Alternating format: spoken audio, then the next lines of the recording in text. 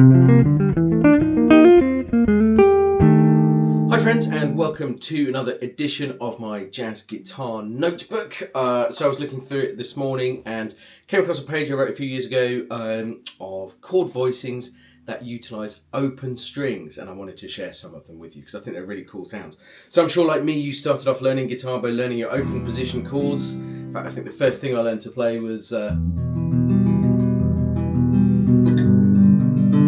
bit of Guns N' Roses. And then, of course, you move on to your bar chords, and then once you get into jazz, we start to leave those open strings behind. You know, we're playing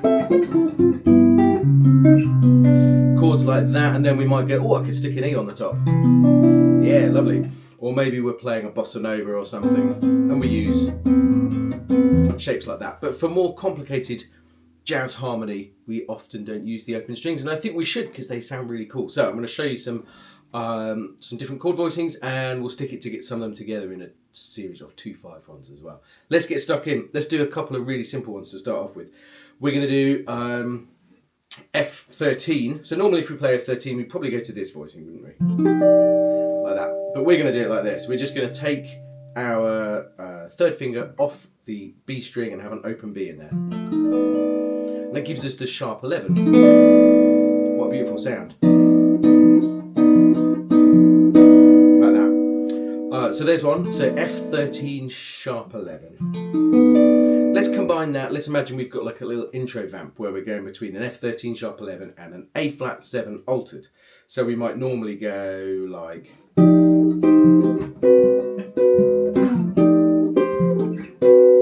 So what we're going to do is we're going to take our A flat Hendrix chord, and we're just going to take our little finger off the B string and we get this. How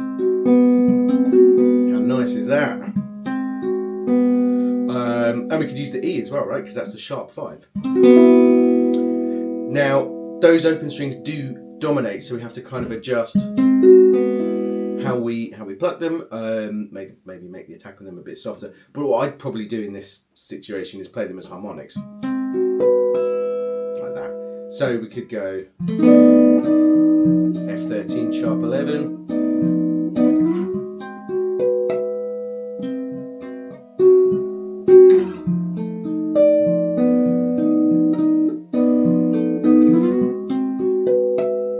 Cool, eh?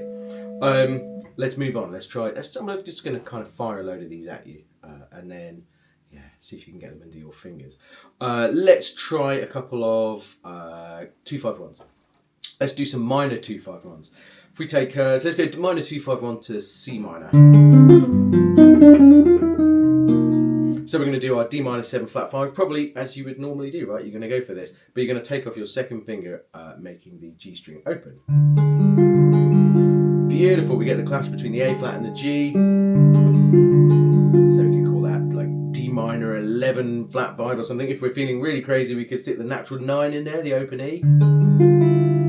But I think for today I'm not going to. I'm just going to stick to these.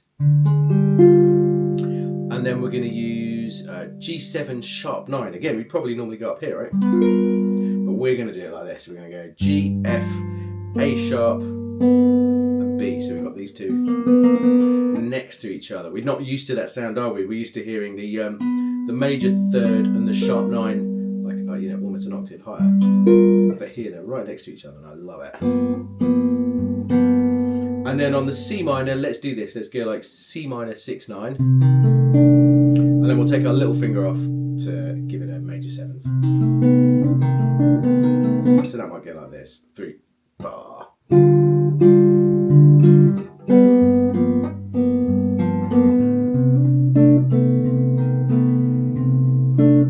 Again.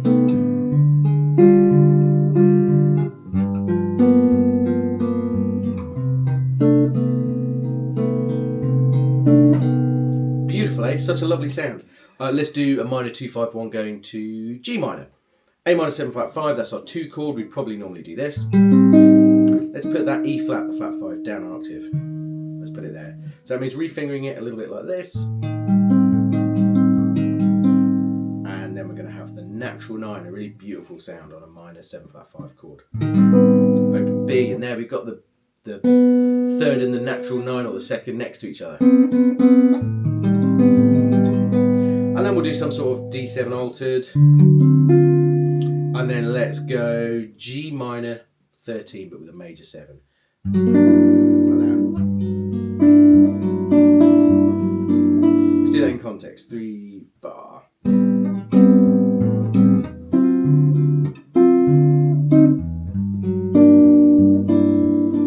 again.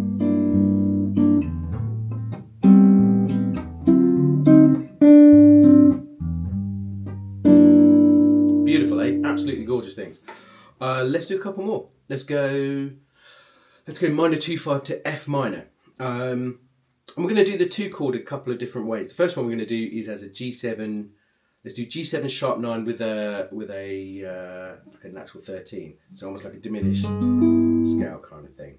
Up here. So we're going to play our normal G like Hendrix chord, right? But we're going to include the open E. This is such a useful chord shape. Ah, beautiful. Because we've got the 13 or the 6 next to the 7th there. Beautiful. Again, to play that without the open string, I'm not even going to try it. It would be very stretchy. And my fingers don't do that. So I'm going to go. And then we're going to do, let's go C7, natural 9, flat 13, and there's the major 3rd. I love that sound.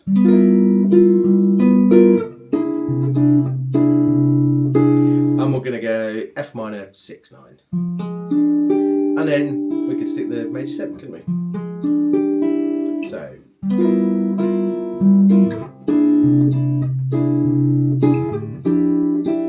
I find it amazing how that E, to my ears anyway, really like changes sound depending on what the chord is underneath. It has, you know, different colours.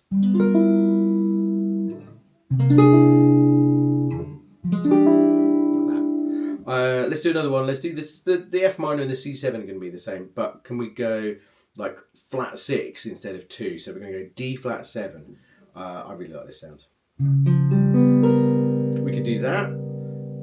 That's nice. Yeah, let's do that. So there's a D flat, there's an F, there's a G, so that's our sharp 11 or our flat 5. There's the dominant 7th and a natural 13. I like that one.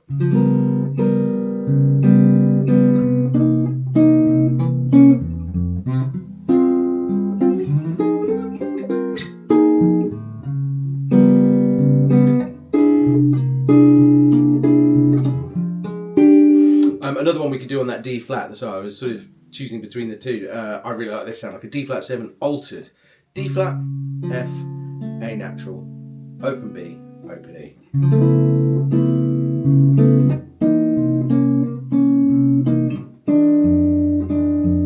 Let's do that one again, because it's beautiful.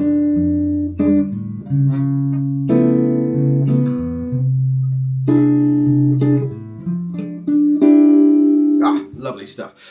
So let's do a little. Can we do a little cycle? We're going to do 2-5-1 to C minor, 2-5-1 to G minor, 2-5-1 to F minor, and then 2-5-1 to C minor again. And let's try and incorporate those open string chord shapes where we can. 2, 3, 4. C minor.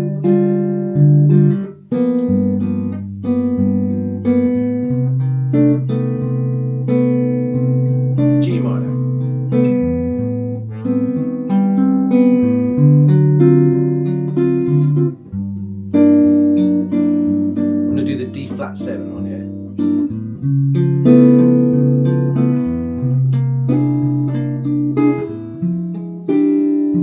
And then back to C minor.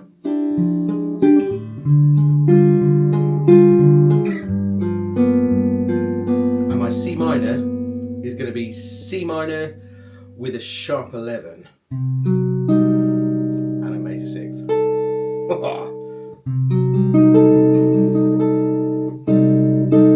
That last 2-5-1 there, it's gorgeous, isn't it?